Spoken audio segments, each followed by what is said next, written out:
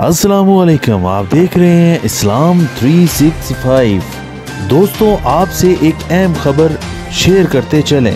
معاون خصوصی اطلاعات ڈاکٹر فردوس عاشق ایوان کو اپنے عہدے سے ہٹا دیا گیا۔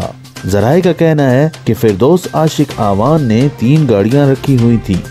فردوس عاشق ایوان اسلام آباد سے باہر جانے کے لیے الگ اور باقی گھومنے پھرنے کے لیے الگ گاڑی استعمال کیا کرتی تھیں۔ فردوس عاشق ایوان نے خلاف ضابطہ 9 ملازمین اور 2 سیکیورٹی گارڈز کو بھی رکھا ہوا تھا۔ ان کی جگہ ریٹائرڈ جنرل عاصم سلیم باجوہ کو معاون خصوصی اطلاعات تعینات کر دیا گیا۔